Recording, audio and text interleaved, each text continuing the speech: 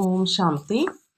அவ்யக்த முரளி 29/12/1983. அவ்யக்த பாப்தாதா, மதுபன்.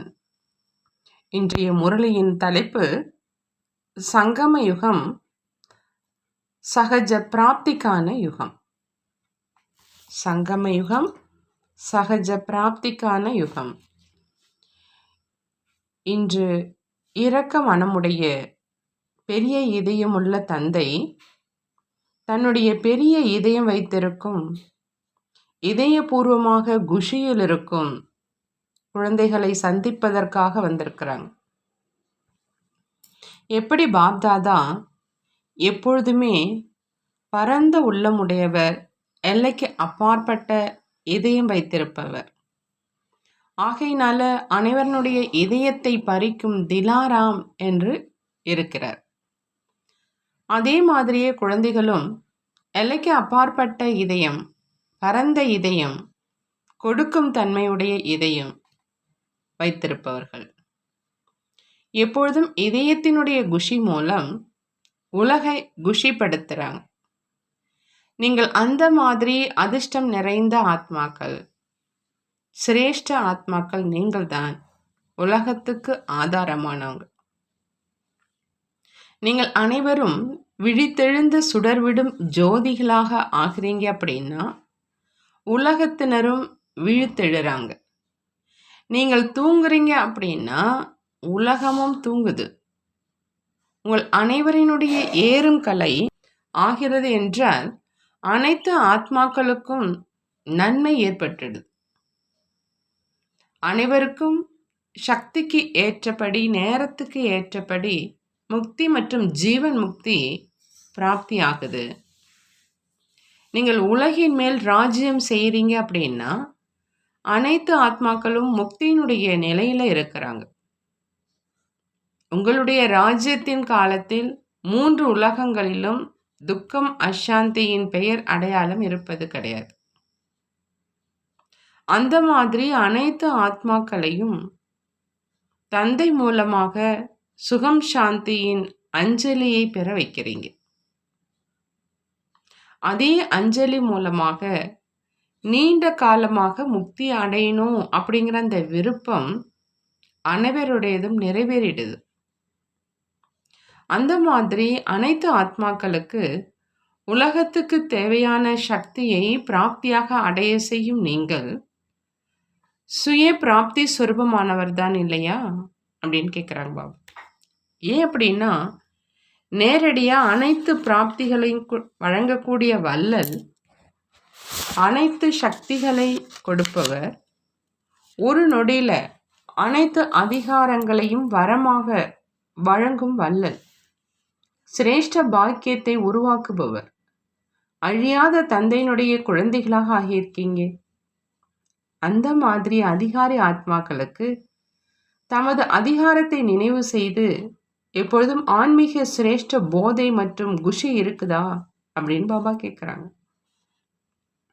எல்லைக்கு அப்பாற்பட்ட உள்ளம் உள்ளவங்க ஏதாவது எல்லைக்கு உட்பட்ட பிராப்தியின் பக்கம் தன் உள்ளம் ஈர்க்கப்படவில்லையே.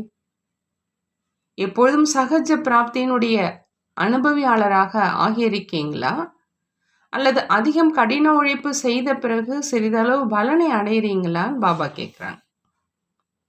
தற்சமயம் பிரத்யக்ஷ பலன் அப்படிங்கிற பழத்தை அருந்துவதற்கான பருவமாகும். ஒரு சக்திசாலியான எண்ணம் மற்றும் காரியம் செஞ்சீங்க மற்றும் ஒரு விதை மூலமாக பல மடங்கு பழத்தை அடைந்தீங்க. பருவ காலத்தினுடைய பழம் அப்படின்னா சகஜமாக பழத்தை பிராப்தி செய்கிறீங்களா அப்படின்னு பாபா கேட்குறார். பழம் அனுபவம் ஆகுதா, அல்லது பழம் உருவாவதற்கு முன்பாகவே மாயாங்கிற பறவை பழத்தை சாப்பிட்டு முடிச்சிட விடவில்லையே, அந்த அளவு கவனம் இருக்குதா? அல்லது கடின உழைப்பு செஞ்சு, யோகா செஞ்சு, படிப்பையும் படித்து சக்திக்கு ஏற்ற மாதிரி சேவையும் செஞ்சிருந்தோம், எவ்வளோ பிராப்தி ஆகணுமோ அவ்வளோ ஆகவில்லையா? இருக்க வேண்டியதோ எப்பொழுதுக்குமாக வேண்டும். ஏன் அப்படின்னா ஒன்றுக்கு பல மடங்கு அப்படின்னா எண்ணிக்கை செய்ய முடியாத பலன் பிராப்தி ஆச்சு இல்லையா? இருந்தும் எப்பொழுதும் இருப்பதில்லை. எந்த அளவு வேணுமோ அந்த அளவு இருப்பதில்லை. அதுக்கான காரணம் எண்ணம், செயல் அப்படிங்கிற அந்த விதை சக்திசாலியாக இல்லை. சூழ்நிலை அப்படிங்கிற அந்த நிலம் சக்திசாலியா இல்லை. அல்லது நிலமும் விதையும் சரியாக இருக்குது, பழமும் உருவாகுது. ஆனா நான் செஞ்சேன் அப்படிங்கிற இந்த எல்லைக்கு உட்பட்ட எண்ணம் மூலமா பிஞ்சை பழமாக எண்ணி உண்டுடுறீங்க.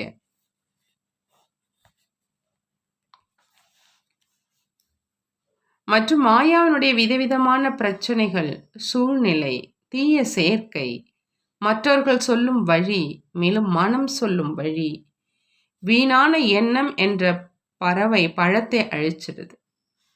ஆகினால பழம், அதாவது பிராப்திகள் மூலம் கிடைக்கும் அனுபவங்களினுடைய பொக்கிஷத்திலிருந்து வஞ்சிக்கப்பட்டவராகவே இருந்துடுறாங்க. அந்த மாதிரி வஞ்சிக்கப்பட்ட ஆத்மாக்களின் வாயிலிருந்து வெளியாகும் வார்த்தையே தெரியல, ஏன் இப்படி ஆச்சு என்பதுதான் இருக்கும். அந்த மாதிரி நீங்கள் வீணான கடின உழைப்பு செய்பவர்களோ இல்லைதான் இல்லையா அப்படின்னு கேட்குறாங்க பாபா. நீங்க சகஜ யோகிகள் இல்லையா?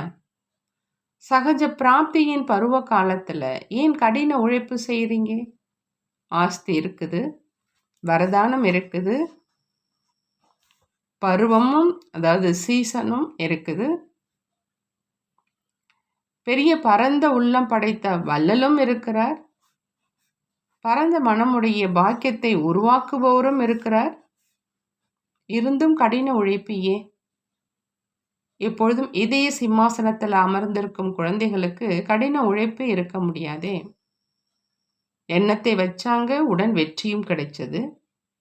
விதி அப்படிங்கிற பொத்தானை அழுத்தினீங்க மற்றும் சித்தி பிராப்தி ஆச்சு. அந்த மாதிரி நீங்கள் சித்தி சுரூபமானவர்கள் இல்லையா? அல்லது கடின உழைப்பு செய்து களைப்படைந்து விடுறீங்களா? கடின உழைப்பு செய்வதற்கான காரணம் என்ன? சோம்பல் மற்றும் அலட்சியம். நினைவு சொரூபம் அப்படிங்கிற இந்த கோட்டைக்கு உள்ளே இருப்பது இல்லை. மேலும் கோட்டைக்கு உள்ளே இருந்து கொண்டும் ஏதாவது சக்தியின் பலகீனம்ங்கிற வாசலை அல்லது ஜன்னலை திறந்துடுறீங்க. ஆகையினால மாயாவுக்கு வாய்ப்பு கொடுத்துடுறீங்க. எந்த சக்தியினுடைய குறை இருக்குது, அதாவது எந்த பாதை திறந்திருக்குது அப்படின்னு சோதனை செய்யுங்க. எண்ணத்துல கூட திடத்தன்மை இல்லை அப்படின்னா கொஞ்சம் பாதை திறந்திருக்குது அப்படின்னு புரிஞ்சுக்கிங்க. ஆகவே தான் நன்றாகத்தான் இருக்கிறோம், அனைத்து நியமங்களையும் கடைபிடிக்கிறோம், ஸ்ரீமத் படி நடந்துக்கிறோம், ஆனால் குஷியுடனும் திடத்தன்மையுடனும் இல்லை. நியமப்படி செல்லத்தான் வேண்டும். பிராமண பரிவாரத்தினுடைய சமுதாய மரியாதைக்கு வசமாகி என்ன சொல்வாங்க, என்ன நினைப்பாங்க? இந்த கட்டாயத்தினால மற்றும் பயத்தினால நியமத்தை பாலனை செய்து கொண்டிருக்கவில்லையே. திடத்தன்மையினுடைய அடையாளம் என்ன? வெற்றிதான் இல்லையா? எங்கு திடத்தன்மை இருக்குதோ அங்கு வெற்றி இல்லை என்பது இருக்கவே முடியாது. எது எண்ணத்துல கூட இருந்திருக்கவில்லையோ அது பிராப்தி ஆகும். அதாவது எண்ணத்தை விட பிராப்தி அதிகமாக இருக்கும். தற்சமயம் சகஜமாக அனைத்து பிராப்திகளையும் அடையும் யுகம். ஆகையினால எப்பொழுதும் சகஜ யோகி ஆகுக என்பதனுடைய அதிகாரியாக மற்றும் வரம் பெறுபவராக ஆகுங்க. புரிந்ததா அப்படின்னு பாபா கேட்குறாங்க. மாஸ்டர் சர்வ சக்திவானாகியும் கடின உழைப்பு செஞ்சீங்க அப்படின்னா மாஸ்டர் ஆகிய என்ன செஞ்சீங்க? கடின உழைப்பிலிருந்து விடுவிக்கக்கூடிய கடினத்தை சுலபமாக ஆக்கக்கூடிய தந்தை கிடைச்சிருக்கிறார். இருந்தும் கடின உழைப்பு செய்ய வேண்டி இருக்குதா? சுமையை தூக்கிடுறீங்க இல்லையா? ஆகினால கடின உழைப்பு செய்கிறீங்க, சுமையை விட்டுடுங்க. லேசானவராக ஆகிட்டீங்க அப்படின்னா பரிஸ்தாகி பறந்துகிட்டே இருப்பீங்க. நல்லது. அந்த மாதிரி எப்பொழுதும் உள்ளத்தால் குஷியாக இருக்கும், எப்பொழுதும் சகஜமாக பலனை பிராப்தி செய்யும் சொரூபமான, எப்பொழுதும் வரமளிக்கும் வள்ளல் மூலம் வெற்றியை அடையக்கூடிய வரம் பெற்றிருக்கும் வாரிசு குழந்தைகளுக்கு திலாராம் தந்தையின் அன்பு நினைவுகள் மற்றும் நமஸ்காரம் செய்கிறாங்க. நாமும் நம்மளுடைய பாப்தாதாவுக்கு திலாராம் தந்தைக்கு அன்பு நினைவுகள் மற்றும் நமஸ்காரம் செய்வோம். பாட்டிகளோடு சந்திப்பு, பஞ்சாப் மண்டலம். பாப்தாதா கேட்குறாங்க, நீங்கள் அனைவரும் சுயதரிசன சக்கரதாரியா அப்படின்னு. சுய தரிசன சக்கரம் சுற்றி கொண்டே இருக்குதா? எங்கு சுயதர்சன சக்கரம் இருக்குதோ அங்கு அனைத்து தடைகளில் இருந்தும் விடுபட்டு இருக்கீங்க. ஏன் அப்படின்னா சுயதர்சன சக்கரம் மாயாவின் தடைகளை அழிக்கக்கூடியது. எங்கு சுயதர்சன சக்கரம் இருக்குதோ அங்கு மாயா இல்லை.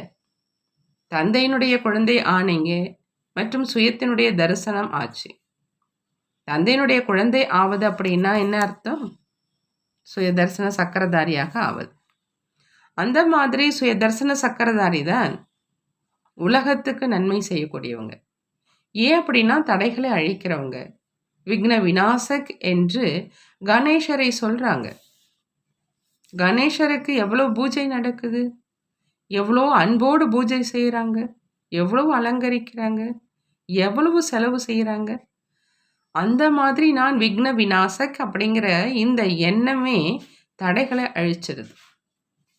ஏன் அப்படின்னா எண்ணம் தான் சொரூபத்தை உருவாக்குது.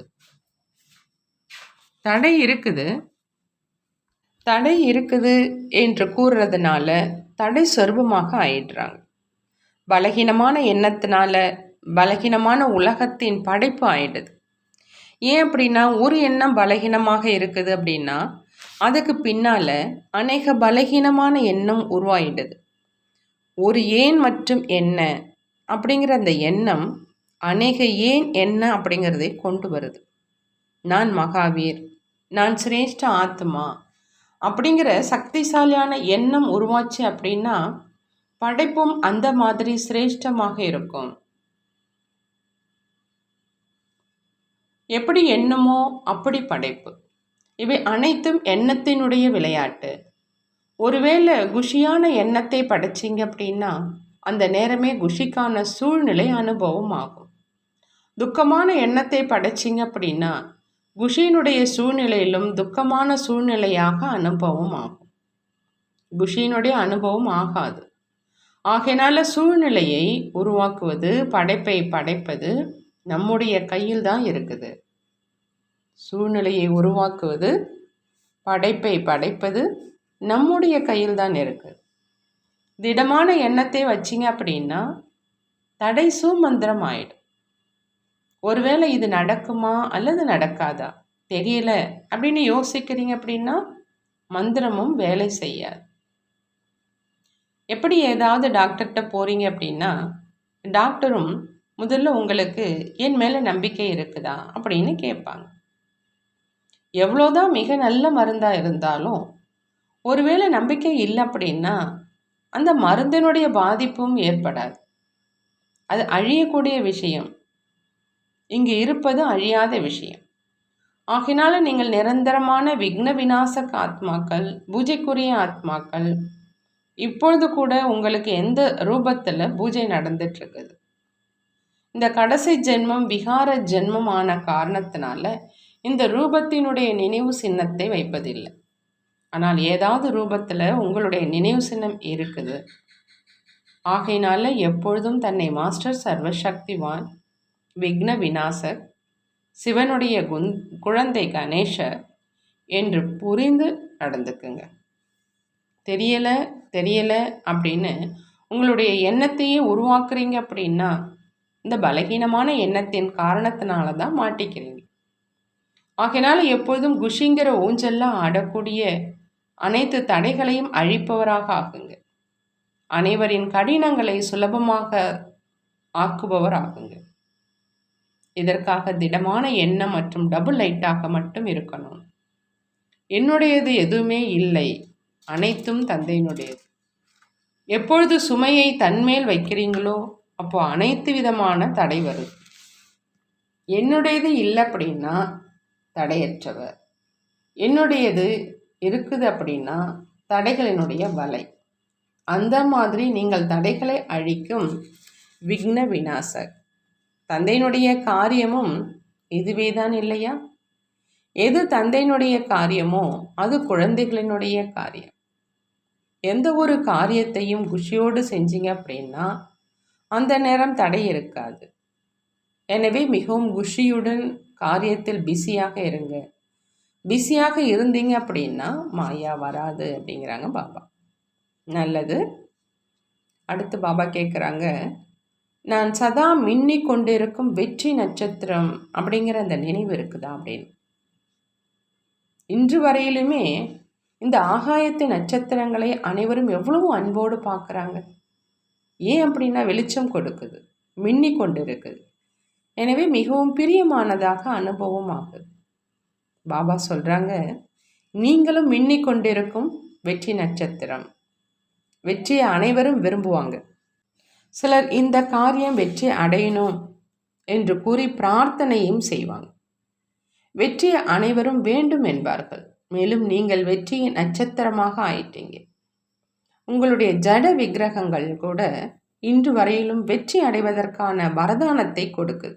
அப்படின்னா நீங்கள் எந்தளவு மகான், எந்தளவு உயர்ந்தவங்க அப்படிங்கிற அந்த போதை மற்றும் நிச்சயத்தில் இருங்கிறாங்க பாபா. வெற்றிக்கு பின்னால் ஓடக்கூடியவர்களாக இல்லாமல் மாஸ்டர் சர்வசக்திவான், அதாவது வெற்றி சொரூபமானவர். வெற்றி உங்கள் பின்னால் தானாக வரும்.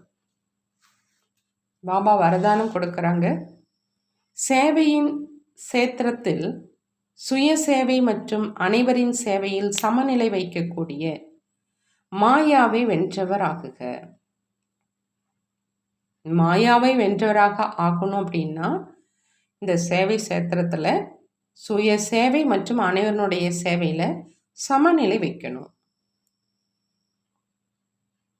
அனைவருடைய சேவையின் கூடவே முதல்ல சுய சேவை அவசியம். இந்த சமநிலை எப்பொழுதும் சுயத்தில் மற்றும் சேவையில் முன்னேற்றத்தை பிராப்தி செய்விக்குது. ஆகையினால சேவையின் சேத்திரத்தில் அங்கங்கே ஓடி சேவை செய்து கொண்டே 2 விஷயங்களுடைய சமநிலை வச்சிங்க அப்படின்னா மாயாவை வென்றவராக ஆயிடுவீங்க. சமநிலை வைக்கிறதுனால அதிசயம் ஏற்படுது. இல்லை அப்படின்னா சேவை களத்தில் வெளிமுகமாக இருக்கிற காரணத்தினால அதிசயம் நடப்பதற்கு பதிலாக தன்னுடைய மற்றும் மற்றவர்களுடைய பாவ சுபாவத்தினுடைய மோதல் வந்துடுது. சேவையின் ஓட்டத்தில் மாயா புத்தியை அங்கங்கு ஓட வச்சிடுதுங்கிறாங்க பாபா.